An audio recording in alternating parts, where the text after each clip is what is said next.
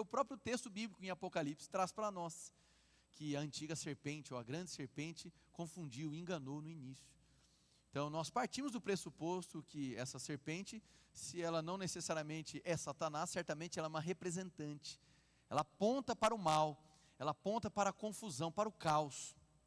E aqui nós temos uma interação então dessa figura encarnada que encarna o mal, trazendo engano, jogando ali com Eva, trazendo questionamentos, plantando dúvidas, e depois Eva caindo e também compartilhando o fruto da queda com Adão.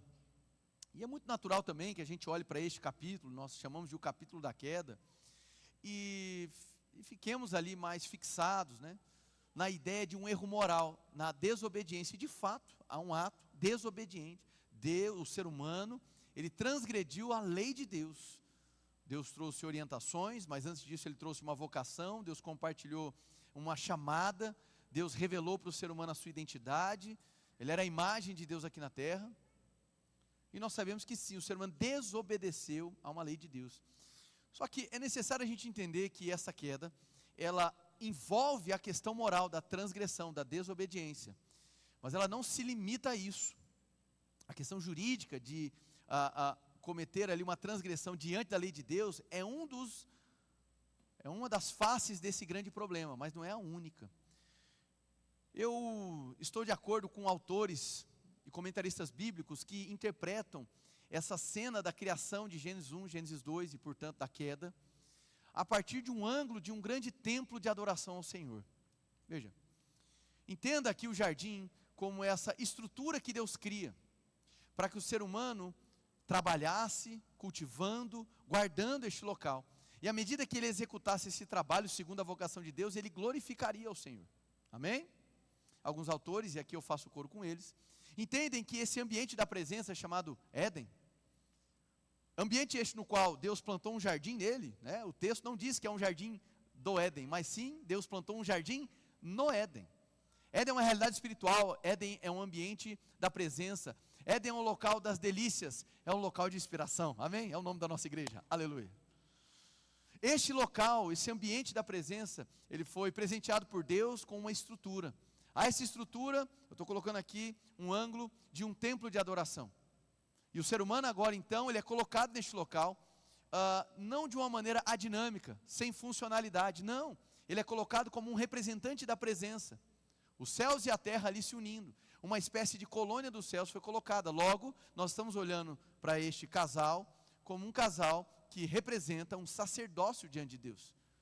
O ser humano não estava simplesmente habitando o Éden, que tinha uma lei moral da qual ele transgrediu, mas ele estava habitando o local da presença, em um cenário onde uma estrutura era um jardim, e ele tinha uma vocação. Repete comigo, vocação. Por que é que eu estou enfatizando isso? Para que nós possamos compreender as dimensões da queda, as dimensões da transgressão, que sim, toca o campo moral, mas não é exclusivamente moral. E por isso, as coisas não fazem sentido, a pergunta de Deus envolve uma localização, não geográfica, mas outro tipo de localização. Então, estamos falando de seres que foram criados por Deus, à sua imagem, colocados em um ambiente da presença, de plenitude de vida, e que antes da queda já estavam tendo que lidar com essa iniciativa maligna do mal encarnado numa serpente, tentando trazer engano. Tudo bem até aí? Este é o cenário. Evidente que cada versículo de Gênesis capítulo 3 nós poderíamos trabalhar falando dessa iniciativa diabólica para fazer os seres humanos caírem. Mas o alvo aqui é a gente colocar de fato uma lente de aumento na pergunta, na aproximação de Deus. Um dos autores que eu mais utilizei para a construção dessa mensagem, John Walton, no livro O Paraíso Perdido de Adão e Eva, diz: o modelo bíblico concebe o pecado como desequilíbrio que permeia um sistema em desordem. A existência humana autêntica aspira a realizar seu pleno potencial de semelhança com Deus, ao mesmo tempo em que reconhece consistentemente sua condição de criatura e suas limitações. O pecado é o desequilíbrio nessa aspiração, a humanidade falhando em refletir sua vocação divina, a humanidade esquecendo-se de suas limitações. É fato que o pecado é desobediência. Eles desagradaram a Deus porque não ouviram a instrução de Deus, deram mais valor a um desejo momentâneo. Então, o ponto central é: existe uma imoralidade, Mas essa imoralidade é o efeito da busca do ser humano. Qual era a busca do ser humano? O próprio Deus explica, em Gênesis capítulo 3, ainda o verso 20 em diante. O ser humano queria ser igual a Deus. Esse era o desejo, essa era a proposta. Será semelhante a Ele. E convenhamos, irmãos, isso é um tanto quanto paradoxal. Porque o próprio Deus havia feito o ser humano à sua própria imagem. Ser a imagem de Deus não seria suficiente? Entende que é uma questão legítima, irmãos? Muitas pessoas perguntam, puxa, mas se o ser humano foi criado à imagem de Deus, como é que a oferta de ser semelhante a Ele fez com que Eva e Adão sucumbissem? A questão aqui, irmãos, é que quando a oferta é feita, o ponto central ali não era da semelhança a nível de identidade, porque isso o ser humano já havia sido construído. O ponto central aqui era de quem a sabedoria fluiria. O ser humano criado por Deus, ele é colocado na terra, ele é comissionado por Deus para expandir a influência dos céus aqui na terra. Adão e Eva, eles foram colocados na terra com uma santa vocação, eles tinham trabalho a ser feito, guardando, cultivando o jardim, expandindo a influência da presença. Eles tinham fronteiras a serem rompidas. Eles tinham uma terra a ser habitada, uma shalom, uma presença de Deus, uma paz de Deus a ser promovida em toda a terra. Essa era a chamada deles. Muito bem. Mas a condição existencial deles era vinculada a partir da presença e da sabedoria de Deus. A tentação do homem e da mulher era justamente de querer ser como Deus, no sentido de estar no controle, de fazer com que Deus não tivesse mais prerrogativa sobre bem e mal na vida deles. O ser humano sai do escopo do que é bem e mal, conhecido a partir de Deus, para agora ir para uma falha concepção do que é bem e mal a partir das próprias experiências. O ser humano sai, vamos dizer assim, do guarda-chuva da sabedoria de Deus, para agora se aventurar na fabricação da própria sabedoria. De maneira muito simples, o ser humano agora opta por querer ser Deus de si mesmo.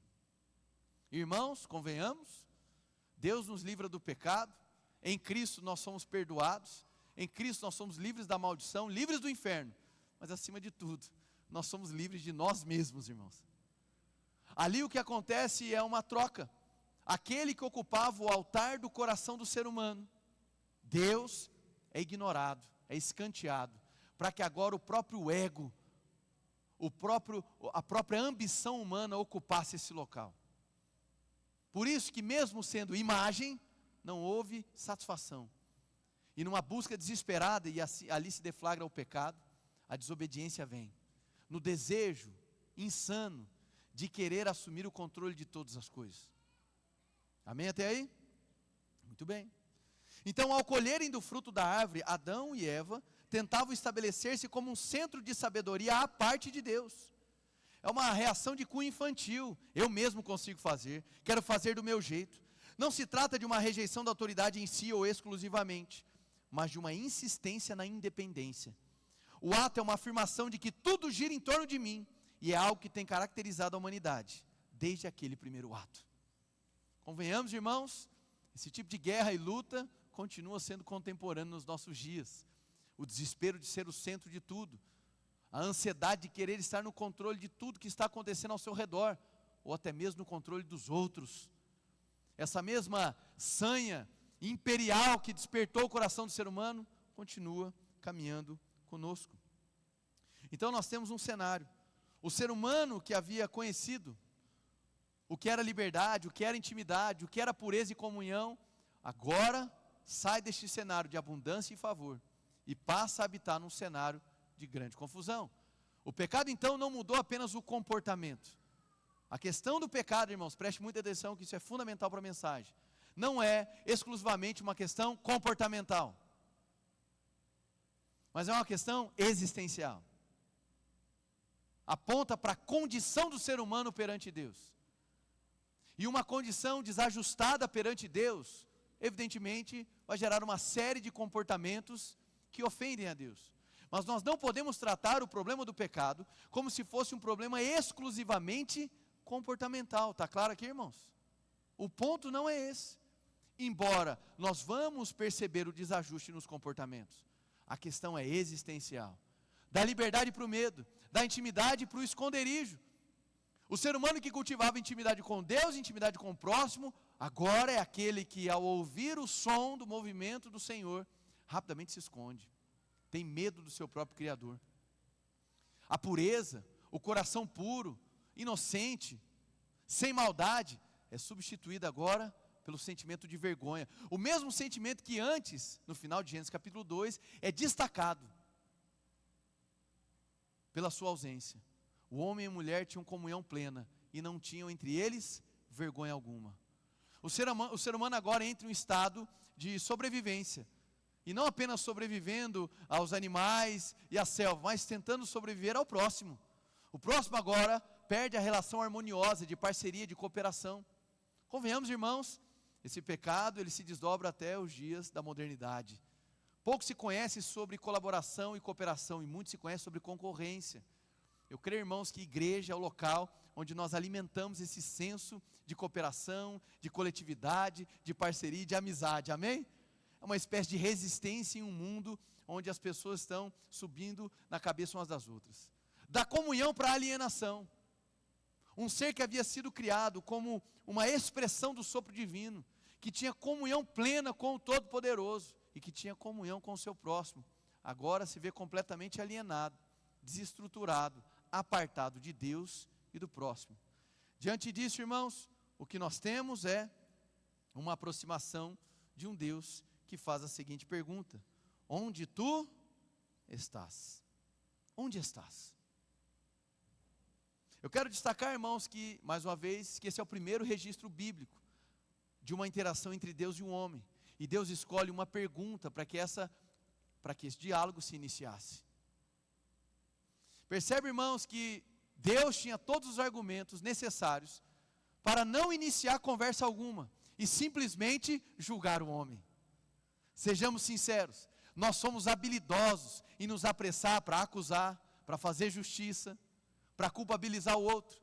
Deus aqui, Ele tinha colocado o cenário perfeito, favor abundante, recursos inesgotáveis, um cenário de harmonia, compartilhado da sua sabedoria, e tinha entregue uma lei. Tudo que era necessário estava claro. E mesmo assim o ser humano optou por virar as costas para Deus. Mas Deus, diferente de nós, irmãos, Ele não chegou carregado de argumentos, acusando e condenando. E convenhamos, irmãos, Ele poderia. O quadro estava desenhado. Eu sei que muitas pessoas às vezes têm uma dificuldade de associar entre os atributos de Deus a justiça e a misericórdia. Não é mesmo? Um Deus como um reto juiz, ao mesmo tempo um pai gracioso. Eu diria que Gênesis capítulo 3 talvez seja um dos capítulos que mais nos ensinam sobre como exclusivamente Deus é capaz de compartilhar esses atributos. Porque esse Deus, nós sabemos no final do capítulo, Ele vai expulsar o homem e a mulher do jardim, ou seja, o julgamento veio. Ele haveria de julgar. Mas antes que Ele estabelecesse o julgamento, Ele se aproxima e faz uma pergunta, de tal maneira, irmãos, que nós conseguimos perceber que o nosso Deus é rico em graça. Ele se aproxima graciosamente do homem, um homem que não merecia mais contato nenhum, um homem que não merecia mais ter a tua voz ouvida, um homem que não deveria ouvir a voz de Deus. Percebe que toda a interação é um presente de Deus, perceber a Deus, ouvir a Deus, ser escutado pelo Senhor. Mesmo em um cenário de queda, mesmo em um cenário onde ele transgrediu, mesmo em um cenário onde ele afrontou o Senhor, e ainda assim, Deus olha com graça, e ao invés de plantar uma acusação, Ele faz uma pergunta. Então não olhe para esse onde estás, como se fosse um Deus curioso pela localização geográfica, como se Deus estivesse atrás de um GPS. Adão, onde você está que eu não estou te vendo? Está atrás de qual árvore? A pergunta é muito mais profunda. Que tipo de pergunta é essa? De qual natureza? Ela é geográfica, ela é espiritual, ela é emocional? Preste atenção. Esse é o movimento da graça de Deus, um Deus que vai ao encontro. Um Deus que rompeu o seu shabat, o seu descanso, para intervir na situação do ser humano. É possível se lembrar rapidamente de situações no Evangelho de João que são registradas, onde o próprio Jesus, dentro de um sábado, que representa o descanso, deixou ali o descanso para curar um enfermo, para curar um cego. Amém, irmãos? Um Deus que diante do estado de calamidade da humanidade, rompe com o seu descanso, para num movimento gracioso, dialogar com Ele. E a pergunta é feita: onde tu estás? Deus não faz perguntas, irmãos, porque Ele desconhece as respostas. Deus, quando faz uma pergunta, e essa iniciativa a partir dele é para o nosso bem. Se existe uma marca muito característica do pecado na humanidade, é a transferência de responsabilidade, ou não querer se responsabilizar por nada. E quando Deus faz a pergunta, é como se Ele estivesse te chamando para uma prestação de contas. É como se Deus estivesse te alertando: ei, vem para cá. Onde tu estás? Deus está facilitando um caminho para que o ser humano caia em si e assuma a sua responsabilidade. Recentemente, irmãos, nós passamos aí pela Copa do Mundo. O nosso time não foi muito bem. Foi uma nhaca completa. E eu percebo que é a segunda ou terceira Copa que nós perdemos, e que incomoda muito a postura dos atletas. E aqui não estou fazendo juízo de valor de nenhum deles, amém, irmãos?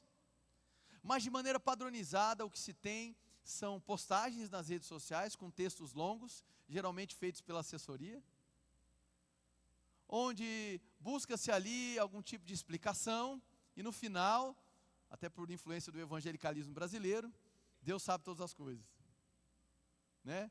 Numa tentativa frustrada de se utilizar a doutrina da soberania de Deus para falar sobre o resultado pífio. Aí eu fico imaginando Deus falando assim: eu não tenho nada a ver com isso não. Se eu fosse o técnico, o time seria melhor, né? E incomoda muito o público brasileiro, os torcedores, porque a sensação que dá é que ninguém sente de fato o peso da derrota, porque ninguém assume a responsabilidade. Simplesmente diz assim: erramos, a gente foi péssimo, não tem o que explicar. Estão me entendendo? E isso é uma característica não apenas da seleção brasileira, mas também de toda a humanidade. Nós temos dificuldade. Sabe, irmãos, às vezes eu vejo pessoas dizendo assim: não, mas eu já pedi desculpa. Só que às vezes o interesse de pedir desculpa não é porque assume o erro, é apenas porque quer voltar ao estado de benefício que tinha antes. Tinha algum tipo de benefício, e se não pedir desculpa, não volta a ter o benefício.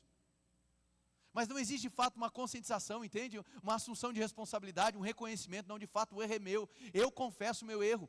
É possível perceber em Salmo 51, o rei Davi confessando o seu pecado. E é curioso, porque ali no Salmo 51, que é o salmo onde ele abre o seu coração, ele confessa o seu pecado. Você não vê Davi assim dizendo: Deus, me perdoe, ou me desculpe. Não. O perdão está entremeado na confissão. Eu reconheço, eu pequei contra ti. Davi tinha pecado contra Urias, tinha pecado contra Batsebe, tinha pecado contra muita gente, mas de maneira última ele havia entendido a gravidade no coração: eu pequei contra Deus. Não há explicações, não há justificativa. Eu assumo o meu erro. Amém, irmãos? É uma marca do pecado nas nossas vidas. E Deus, quando pergunta, Ele está buscando abrir os nossos olhos. Ei, preste atenção. Assuma a responsabilidade. E aí nós vamos perceber que o ser humano desesperado, ele começa a tomar medidas completamente incabíveis.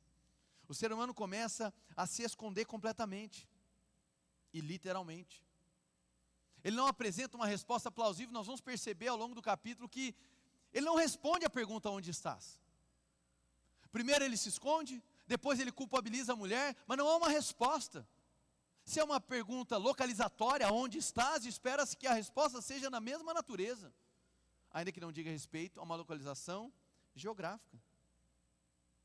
O pecado, irmãos, ele destrói a nossa capacidade de enxergar a nós mesmos. Amém? E o esconderijo continua. Ele sai de um esconderijo físico, né? Deus o chama. Mas quando ele transfere a responsabilidade para a mulher que tu me deste, por isso eu caí, basicamente ele está trocando de esconderijo. Primeiro eu me escondi atrás de árvores físicas, e agora eu me escondo por trás da culpa que eu estou jogando sobre o outro. O pecado faz de nós fugitivos, mas de maneira última, o ser humano não responde. Seguindo, irmãos. Espera aí. Então, qual é o significado dessa pergunta? Já destacamos aqui que não é uma pergunta geográfica, mas eu quero propor aqui uma visão tridimensional acerca do que significa essa pergunta. Ela é uma pergunta relacional, ela é vocacional e ela é existencial / jurídica. Não é uma pergunta tentando encontrar a posição física do homem. Mas primeiramente, irmãos, é uma pergunta que está dizendo: em que condição você chegou? Lembra do que eu trouxe na introdução? Sobre o templo, sobre o jardim enquanto templo de adoração. Nós falamos aqui sobre o homem enquanto sacerdote, sobre o jardim ser uma representação dessa comunhão máxima com Deus. A pergunta de Deus, ela está situando: onde tu estás que a comunhão foi perdida? Olha a condição que você encontra diante da condição que eu te criei e te coloquei. Adão já não ocupava mais o lugar ao qual ele havia sido criado. Adão era aquele representante de Deus, o sacerdote do jardim, parceiro da ordem criada. Alguém que vivia na presença divina. E agora, onde estás? Escondido, envergonhado, carregado de medo, alienado. Era como se Deus estivesse perguntando: olha o estado em que você chegou. Olha a condição que você se encontra. Onde estás, para muitos de nós, pode significar justamente isso. Sabe aquele vazio existencial? Não sei quem eu sou, nada me completa, tento preencher com coisas e circunstâncias, com recursos, com fama, mas nada consegue preencher um vazio que eu carrego. Talvez você esteja fazendo as perguntas erradas, ou buscando responder as perguntas que Deus não fez para você. Mas essa pergunta que começou há milhares de anos, ela continua reverberando para nós: onde tu estás? Talvez para você hoje seja isso: onde eu estou no meu relacionamento com Deus? Distante, frio, cético, questionador. Ou talvez por nunca ter encontrado ao Senhor, Deus te pergunta: onde estás? Distante de mim que o criei, distante de mim que sou pai. Para alguns, a pergunta onde estás talvez revele a crise vocacional. Lembre, irmãos, o ser humano não decaiu apenas da sua identidade, ele decaiu também da sua vocação. Ele tinha uma função sacerdotal, ele tinha responsabilidades, e agora existe uma mancha naquilo que ele faz. O ser humano fica desorientado em relação à sua vocação, e talvez a pergunta chegue para você hoje nesse sentido: onde estás? Há pessoas que estão fazendo aquilo que Deus um dia chamou para fazer, mas se você fica distante, irmãos, você se desorienta, mesmo fazendo o que Deus te chamou para fazer. Esse onde estás, ele não abre apenas o horizonte sobre quem nós somos, na nossa identidade, mas também o propósito pelo qual nós fomos criados. O pecado rompeu a função sacerdotal da humanidade.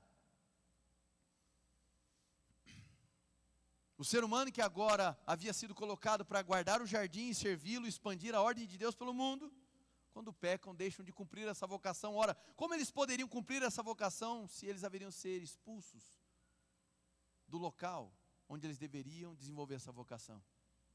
Percebe a profundidade da transgressão? Percebe a profundidade do significado dessa pergunta?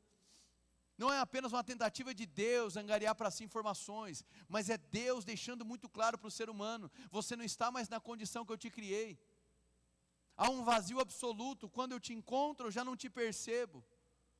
A comunhão foi rompida, já não há mais conexão. Eu te criei para que a inspiração fluísse, mas agora você está distante, me ouvindo mais distante, sabendo que eu estou aqui, mas com medo. A pergunta também é vocacional: onde você está? Você decaiu da função que eu lhe entreguei, da representatividade do jardim, do sacerdócio do jardim. E ela também é existencial. Ela revela a ruptura com a presença. O ser humano percebe a nudez, percebe a vulnerabilidade, a sua incapacidade de permanecer diante de Deus. O texto diz para nós que Adão se esconde. Repete comigo: esconderijo. E a expressão presença de Deus, no hebraico, ela é muito associada à face de Deus. Diga comigo: face de Deus. Então, entenda, quando Deus pergunta onde estás e Adão está escondido, é como se ele estivesse dizendo nas entrelinhas: eu não quero encarar o Senhor face a face.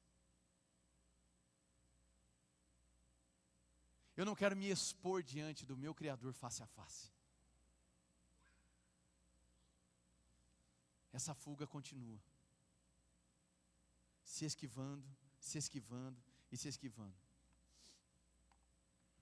Então percebe que a ruptura, ela não é exclusivamente moral, jurídica, transgrediu uma lei, ela também é. Mas ela alcança uma face existencial. Ela toca o campo relacional. E ela toca também a vocação. A pergunta continua ecoando, meus irmãos. Essa pergunta continua ecoando para toda a humanidade até os dias atuais. Onde você está em relação a Deus? Onde nós estamos em relação a Deus? Onde nós estamos em relação à nossa vocação? Onde nós estamos em relação à nossa identidade? Onde nós estamos em relação ao propósito para o qual foi criado? Não é uma pergunta sobre localização física, é uma pergunta envolvida em graça, em bondade, é um despertar de Deus para que nós possamos abrir os olhos e voltar para o local original. Você está aqui, irmão? Amém. Citando agora. Esse negócio está me sabotando, amém? O irmão vai me ajudar, em algum momento vai voltar. Bom, daqui a pouco volta. Mas eu quero citar aqui uma das frases do autor que eu trabalhei com vocês, chamado John Walton, onde ele diz: o pecado não é apenas a transgressão de um mandamento, é o abandono da vocação humana. O pecado, irmãos, ele vai nos desintegrando, ele vai nos desfigurando, despersonalizando, ao ponto de nos desumanizar. E quem desumaniza a si mesmo, também desumanizará o próximo. Nós estamos vivendo um tempo de vitrines digitais, então nós conseguimos ter acesso aos absurdos, né? Campanhas, práticas bizarras, posturas inimagináveis, e muitas das vezes nos perguntamos, mas que ponto o ser humano chegou? Como é que pode um negócio desse? Às vezes o ser humano sendo tratado de maneira inferior a animais. Quem é capaz de fazer tudo isso? Sabe, irmãos, existe algo que é exclusivo da fé cristã, exclusivo da fé cristã. E aqui sim estou colocando em perspectiva as demais propostas religiosas e filosóficas que existem por aí. A fé cristã, irmãos, ela reconhece que a terra foi quebrada, ela se tornou maldita. Ela reconhece que governantes são falhos. Ela reconhece a atuação demoníaca na terra. A fé cristã, ela reconhece tudo isso, esse mundo quebrado que nós habitamos. Mas a fé cristã, de maneira última, ela aponta para o problema principal, o pecado no coração do homem. Diferentemente de outras propostas que tentam trazer uma espécie de apaziguamento, tentam olhar para a estrutura política, a estrutura social, para isso e aquilo, para a história. A fé cristã fala, ok, tudo isso está quebrado, mas o problema principal não é o governante, não é o partido, não é o país que você mora, não é o clube, não é isso, não é aquilo. É o pecado que habita dentro de você. Amém, irmãos? Isso torna a fé cristã completamente exclusiva nessa questão. Por quê? Porque ela enfrenta a terceirização de culpa. Ela enfrenta esse processo de tentar terceirizar responsabilidades. Onde você está? É possível perceber, irmãos, a completa incapacidade do ser humano de conseguir responder, de conseguir dar uma resposta satisfatória para a situação ou para a pergunta que Deus havia feito. Há um grande autor, um grande evangelista chamado Billy Sanders, onde ele vai trazer uma fala que eu acho muito interessante, que eu quero compartilhar com vocês. Onde ele vai dizer da seguinte maneira: a dificuldade do homem de buscar a Deus é a mesma dificuldade de um bandido procurar um policial. E a razão é a mesma, eles não estão à procura. Então, por mais que nós pensemos que vir à igreja, praticar atos espirituais, é uma espécie de iniciativa nesse relacionamento com Deus que parte de nós, isso é um grande equívoco. Da mesma maneira como esse diálogo não começou com Adão, o diálogo de Deus com as nossas vidas também não começa em nós. Parte sempre de Deus. É sempre prerrogativa divina de vir ao nosso encontro de maneira graciosa, estender a mão e nos trazer para perto. Você pode dizer amém, irmãos? O que eu quero dizer com isso? Não importa o quão acumulado de pecado você está, não importa o quanto que você hoje, de maneira consciente, se reconheça completamente tomado por algum tipo de vício, pela vergonha, pela nudez, pela culpa, pela condenação. Meu irmão, existe uma esperança chamada Cristo Jesus. para que você encontre um novo caminho e uma nova vida. E é somente em Cristo Jesus que o seu pecado pode vir a ser perdoado. É somente em Cristo Jesus que você há de conhecer uma verdadeira paz. É somente em Cristo Jesus que a comunhão é plenamente restaurada. Se você está aqui, diga amém. Então o caminho não é transferir culpa, o caminho não é se esconder de Deus, mas existe um caminho de volta, irmãos. Esse é o ponto relevante. Essa mesma pergunta atravessa a história. Essa pergunta ela não para em Gênesis. Em Gênesis nós percebemos, Adão não conseguiu responder. Gênesis capítulo 4 demonstra que o ser humano foi se deteriorando. E é possível perceber, livro após livro do Antigo Testamento, o padrão de corrupção, não apenas moral, mas estrutural no ser humano. Corrupção em todas as áreas, desorientados na sua vocação, desorientados na vivência de comunidade, desorientados no seu senso missional. A questão é quem é capaz de responder. Quem poderia de fato então responder a esta pergunta? Adão se esquivou, Adão se escondeu, Adão terceirizou culpa. Nós, enquanto seres humanos marcados pelo pecado, somos habilidosos em fazer a mesma coisa. Somos rápidos em argumentar, somos rápidos em culpar os outros. Quem é que pode responder essa pergunta? Toda a narrativa bíblica demonstra que homem algum foi capaz de respondê-la. Por isso, Deus proveu para si alguém que respondesse. Deus proveu para si a própria resposta. Então, meus irmãos, na incapacidade do homem responder, Deus provê para nós o Cordeiro, Cristo Jesus. Amém? Já quase encerrando. Nós temos aqui então Adão e Cristo.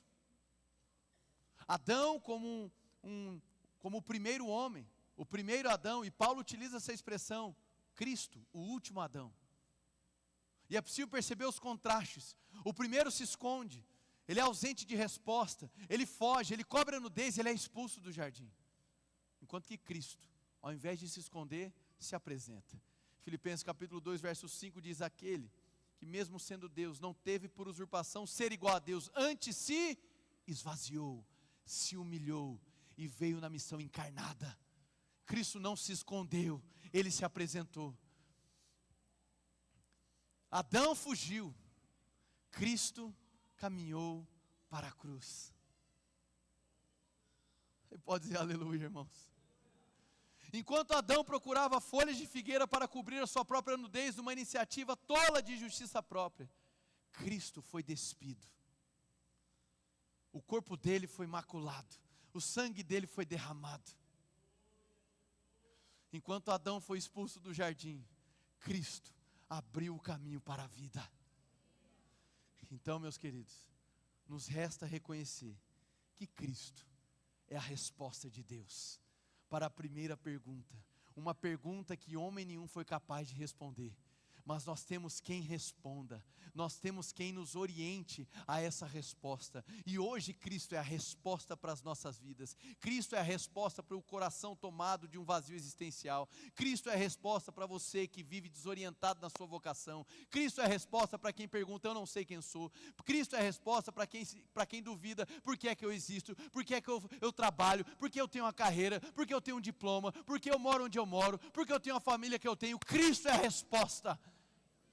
É Ele quem traz quietude para a alma, é Ele quem traz calmaria para as tempestades internas, é Ele quem nos ajuda a colocar as coisas no lugar, é Ele quem traz para nós senso de existência. Não querendo complicar, irmãos, mas entenda, nós somos seres teleológicos, me permitam explicar isso, nós somos seres teleológicos, nós somos carregados de telos. O que é isso? Nós somos seres que carregam senso de missão, finalidade existencial, isso é telos. Seja você uma pessoa cristã, religiosa ou arreligiosa, há sempre uma crise existencial. Por que é que eu existo? Por que é que eu tenho ferramentas? Por que é que eu tenho habilidades? Por que é que eu tenho dons? O que é isso, irmãos? É a sua existência clamando, você foi criado para algo. E como encontrar paz nessa pergunta? Cristo é a resposta. Cristo é a resposta, amém? Irmãos, nesse último tópico, Cristo é a resposta, eu escrevi um texto. Eu quero encerrar essa mensagem lendo esse texto. É um texto um pouco longo. Então eu peço nesse momento a atenção de vocês. Amém? A paciência. E que vocês possam interagir com cada estrofe que for ser anunciada. Tudo bem? Amém. Cristo a resposta.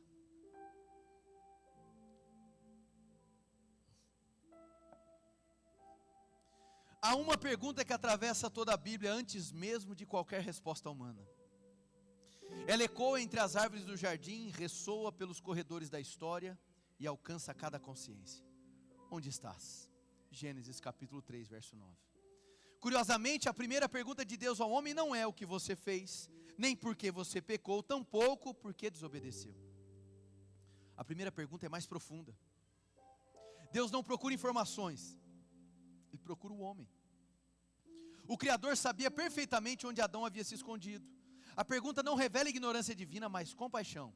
É o Deus que caminha pelo jardim não para destruir, mas para encontrar. Não é um investigador reunindo provas, é um pai procurando um filho. Mas onde está significa mais até do que atrás de qual árvore você se escondeu. Essa pergunta significa em que condição você chegou.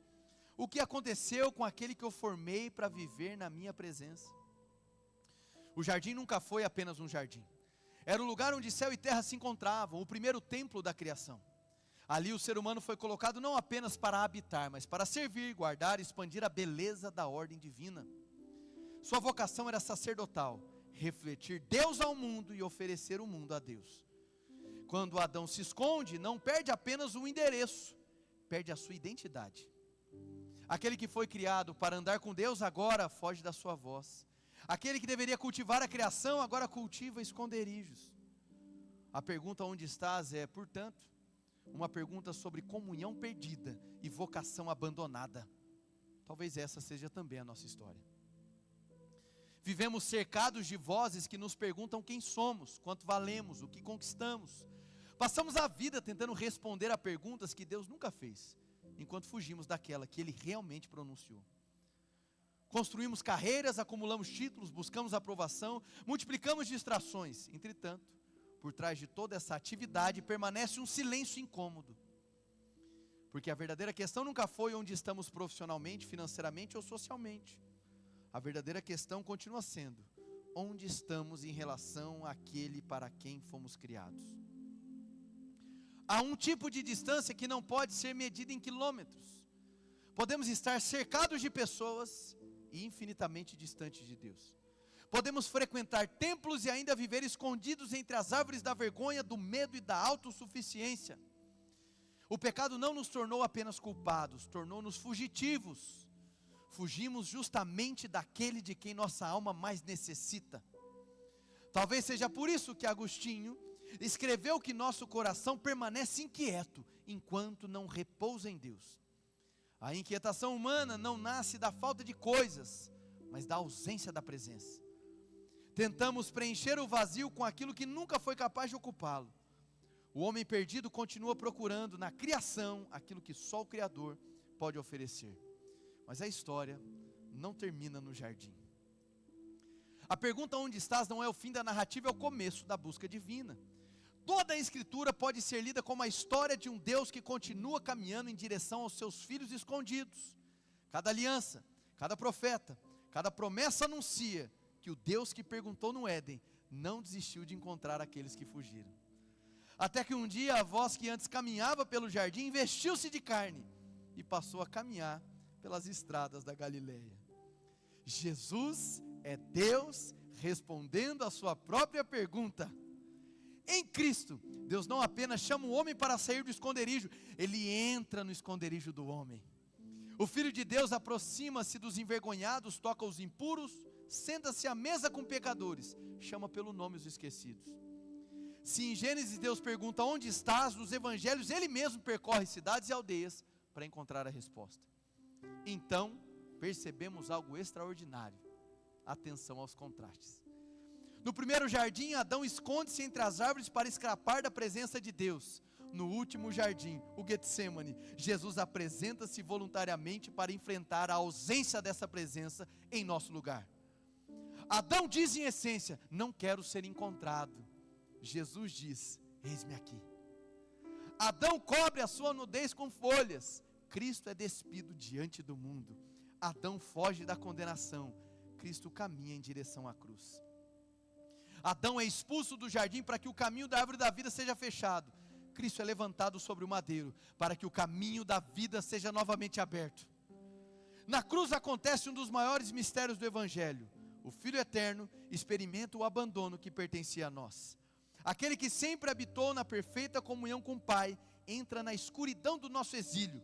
É como se toda a pergunta de Gênesis convergisse para aquele momento. O homem escondeu-se de Deus, e agora Deus em Cristo suporta o abandono do homem para trazê-lo de volta para casa. Estou acabando. É por isso que o Evangelho não consiste apenas em Deus perdoando pecadores, embora isso seja fundamental.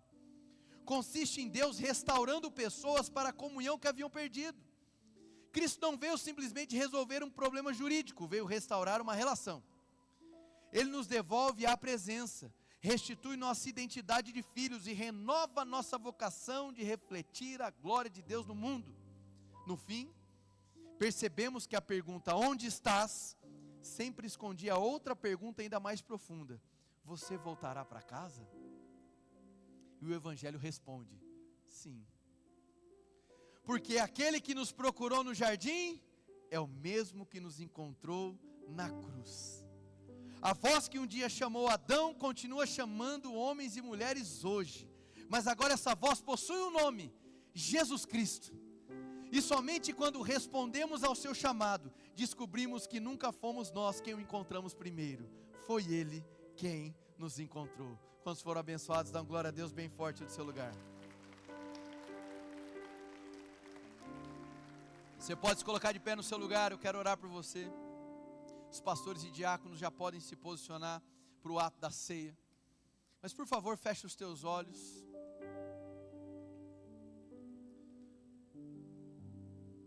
Eu quero orar por você nesse momento. Senhor, em nome de Jesus. Senhor, nós queremos te agradecer, Pai. Porque assim como nós aprendemos, é o Senhor quem vai ao nosso encontro. Quantas e quantas vezes, Pai, nós fugimos de Ti. Fugimos da presença. Fugimos da Tua chamada. Fugimos da Tua voz. Tentamos abafar o som da Sua voz com as nossas ocupações, com as nossas agendas lotadas. Tentamos fugir, Pai, do significado daquele primeiro encontro. Tentamos fugir do dia em que o Senhor descortinou de repente um chamado, uma proposta de vida para nós que nasce no Senhor. Somos habilidosos nessa fuga constante, mas o Senhor é mais rápido e mais eficaz. O Senhor é persistente, o Senhor não se cansa. O seu amor é eterno. A sua misericórdia se renova. E a minha oração, Pai, é que nessa noite todos que estão aqui possam ser encontrados uma vez mais pela Tua graça. Oh, Pai, obrigado por não desistir de nenhum de nós. O fato de estarmos aqui reunidos é o símbolo de que o Senhor não desistiu de nenhum de nós. O Deus que vai ao seu encontro, mesmo no dia da falha, mesmo no dia que você se vê incapaz e vulnerável, mesmo no dia em que você está completamente envolvido pelo pecado, Ele ainda tem uma pergunta para lhe fazer: onde estás? Será que não é a hora de voltar para casa? Eu quero poder orar por aqueles que querem hoje voltar para casa. Vinde a mim todos que estão cansados, sobrecarregados. Talvez o seu maior cansaço não é uma carga externa, mas é justamente o vazio na alma, que é mais pesado que toda e qualquer carga que possa existir na terra. Ah, Jesus. Ah, Jesus. De olhos fechados, irmãos, esse é um momento de cumplicidade, de reflexão individual perante o Senhor. Nos ajuda a olhar para a cruz, Jesus. Nos ajuda a olhar para a cruz. Nos ajuda, Pai, a deixar de lado esse vício do orgulho, para olhar para o Senhor. De olhos fechados, irmãos, se você está aqui nessa noite e nunca tomou a decisão de dizer: Jesus, está aqui o meu coração, eu cansei de querer ser o Deus da minha própria vida, eu quero simplesmente conhecer ao Senhor e a sua paz, toma o meu coração. Se você hoje quer responder a pergunta de Deus, dizendo: Jesus, assuma a minha vida, eu quero orar por você. Se você está aqui nessa noite e quer entregar a sua vida para Jesus, se nunca tomou essa decisão, do lugar onde você está, levante sua mão que eu quero orar por você. Você que hoje quer dizer: Jesus, a partir de hoje a minha vida é sua, levante bem alto a sua mão que eu quero orar por você. Graças a Deus. Fica com a mão levantada, graças a Deus, graças a Deus. Fica com a mão levantada. Quantos mais querem hoje tomar essa decisão? Graças a Deus. Se você nunca tomou essa decisão na sua vida, hoje é a noite de você responder a Ele. Fique com a mão levantada. Eu quero estender esse convite. Se você porventura, tendo conhecido a Ele, se afastou dos caminhos do Senhor e hoje quer voltar para os braços do Pai, eu quero estender o convite para que você se junte a esses irmãos que levantaram as mãos. Você quer voltar para casa, estava distante, mas quer voltar, levante sua mão, essa oração também é para você. Graças a Deus. Graças a Deus.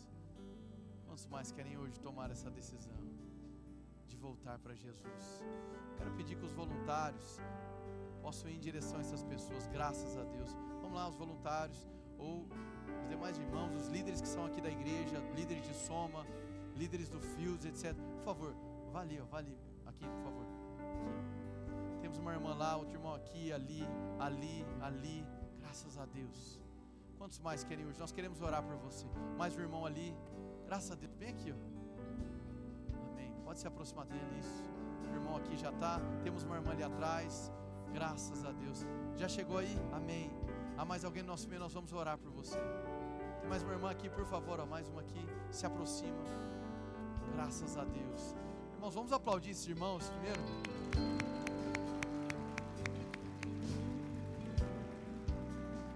Estenda a mão na direção daquele que estiver mais próximo. Nós vamos orar agora. Senhor, em nome de Jesus.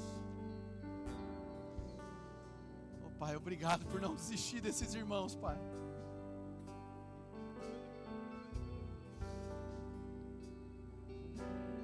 Senhor, cada domingo pode ser o domingo decisivo de alguém. Cada domingo pode ser o primeiro domingo de alguém.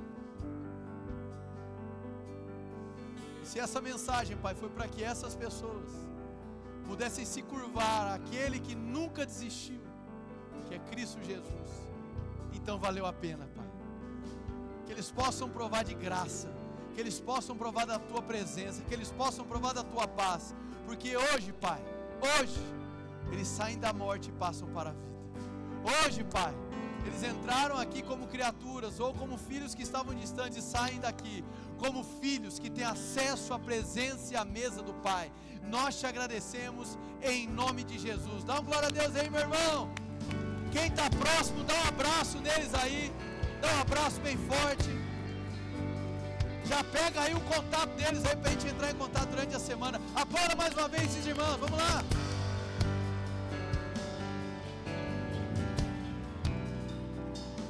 Graças a Deus. Ainda de pé, meus irmãos, nós vamos agora partir para a última etapa deste culto. Primeiro domingo do mês, nós realizamos a ceia do Senhor. Maravilhoso, né? Poder celebrar a ceia depois dessa mensagem, falando sobre o amor persistente de Deus, não é não? Graças a Deus. Então os pastores e diáconos estão se posicionando e nós entendemos que a ceia é um santo sacramento e deve ser praticado, é exigido pelas Escrituras que nós a pratiquemos como comunidade. Aqui nessa igreja, nós até então temos tido o costume de celebrar a ceia uma vez ao mês, no primeiro domingo do mês. Nós entendemos que a ceia, ela é um ato memorial e também um meio de graça. Portanto, aqueles que se aproximam da mesa da comunhão, participam dos elementos, com reverência e adoração ao Senhor, recebem do Senhor uma porção de graça. A graça de Deus é infundida. Amém, irmãos? Nós cremos na presença de Cristo enchendo este lugar. Cada elemento aqui foi escolhido não por nós, mas por Cristo Jesus, que na noite que foi traído, tomou o pão e deu graças, partilhou o pão, e nesse processo de quebra do pão, ele dizia: este é o meu corpo que é dado por vós. Ao participar do pão, nós estamos celebrando o corpo que foi esmagado na cruz do Calvário.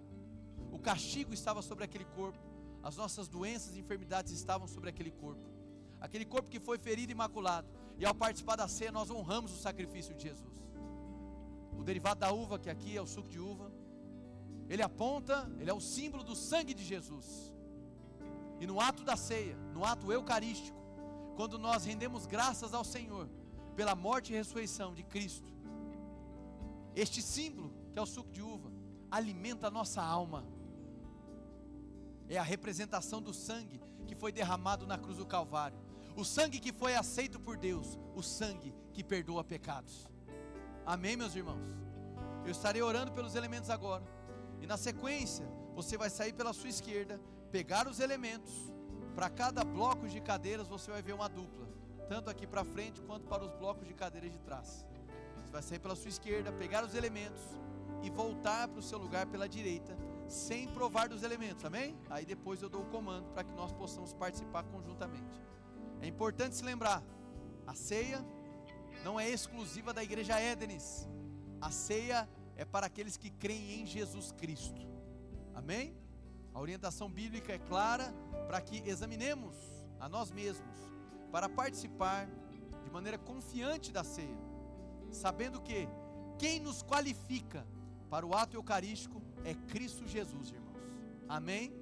Vamos orar. Senhor, em nome de Jesus, obrigado pela oportunidade de, como comunidade, celebrarmos a Santa Ceia, reconhecendo que é um sacramento do Senhor. O Senhor nos ajuda a nos aproximarmos nessa noite da mesa da comunhão, com os olhos em Ti, tendo a convicção de que o Teu sangue nos comprou, o Teu sangue nos lavou, de que o sacrifício na cruz do Calvário é suficiente. Nós cremos, Pai, que tanto o pão quanto o suco de uva representam o corpo e o sangue de Jesus, respectivamente. Que essa refeição hoje seja sagrada, que nós possamos glorificar a Ti neste ato eucarístico. Essa é a nossa oração em nome de Jesus, amém e amém. Por favor, irmãos, pode sair do seu lugar pela esquerda, pegar os elementos e retornar à sua direita. Caso você precise de pão sem glúten, a pastora Aparecida aqui, com a mão levantada, ela tem ali o pão sem glúten, amém? Então quem precisa de pão sem glúten, nós temos. Ainda é doce em meus lábios seu nome,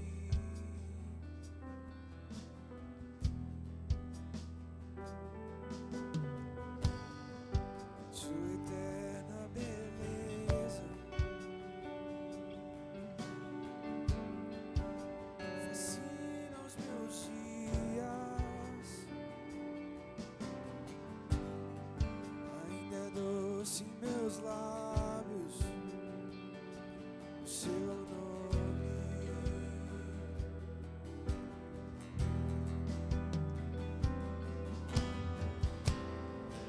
Ó Espírito, abre os meus olhos outra vez.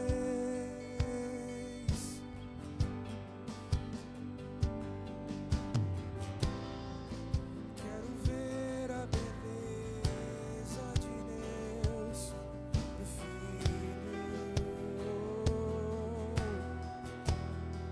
Ó Espírito,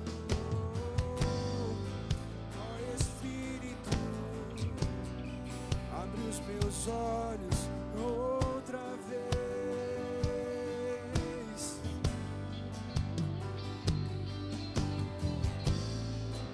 Quero ver a beleza de Deus, do Filho.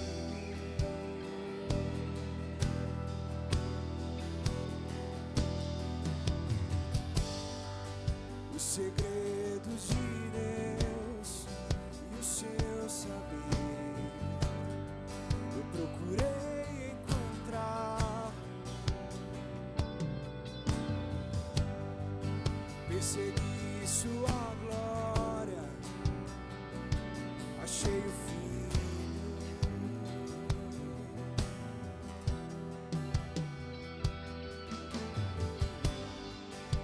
segredos de Deus, no seu saber, eu procurei encontrar.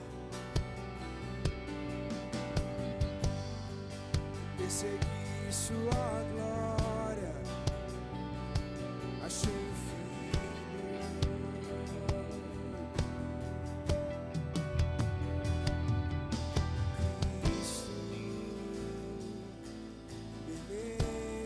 de Deus, Cristo, fonte de prazer, Cristo, eu quero conhecer, Cristo,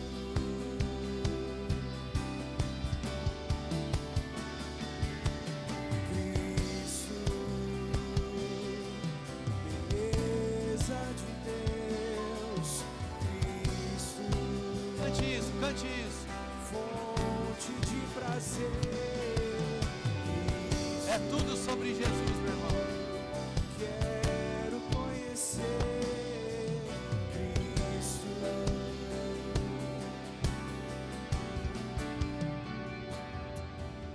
Aleluia. Time de música servidos, todos servidos para ser. Os pastores, voluntários, todos servidos aí ao fundo. Amém. Graças a Deus. Amém. A palavra de Deus nos orienta a esperar uns pelos outros. 1 Coríntios capítulo 11, verso 23, o texto diz: pois recebi do Senhor o que também lhes entreguei, que o Senhor Jesus, na noite em que foi traído, tomou o pão, e tendo dado graças, partiu e disse: isto é o meu corpo, que é dado em favor de vocês, façam isto em memória de mim. Vamos todos participar do pão.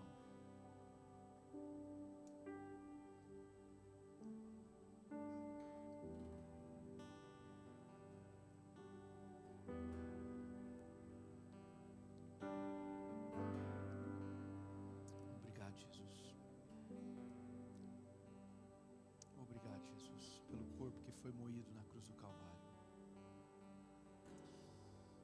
Verso 25. Espere a leitura e eu darei um comando. Da mesma forma, depois da ceia, ele tomou o cálice e disse: este cálice é a nova aliança no meu sangue. Façam isso sempre que o beberem em memória de mim, porque sempre que comerem deste pão e beberem deste cálice, vocês anunciam a morte do Senhor até que ele venha. Erga o cálice nesse momento. Peço humildemente que vocês repitam uma confissão comigo. Diga: eu creio que Jesus Cristo é a resposta. Diga: eu creio, como diz as Escrituras, que Jesus Cristo é o único caminho, verdade e vida. Diga: eu creio que o sacrifício de Jesus é suficiente para perdoar os pecados e me inserir na comunhão com Deus. Assim eu creio, em nome de Jesus. Vamos todos participar. Graças a Deus. Quantos podem dar um glória a Deus? Cristo está vivo, meu irmão. Celebre ao Senhor. Cristo está vivo. Amém. Graças a Deus. Irmãos, eu vou orar para a gente encerrar, e a gente encerra cantando o refrão dessa canção, amém? Senhor, em nome de Jesus, obrigado por nos marcar neste domingo, nos marcar com a sua presença. Obrigado, Pai, por essa série que se inicia. Eu oro, Pai, para que todos que vieram hoje mantenham o compromisso e tragam pessoas para ouvir as verdades do Evangelho, as perguntas que Deus faz. Em nome de Jesus, Pai, que a mensagem, que os louvores, que os atos, os gestos desse culto continuem nos nossos corações ao longo dessa semana. Obrigado, Pai, porque nós cremos que Jesus Cristo e o seu sacrifício é suficiente nas nossas vidas. Em nome de Jesus. Deus abençoe, meus irmãos. Vai na graça e vai na paz.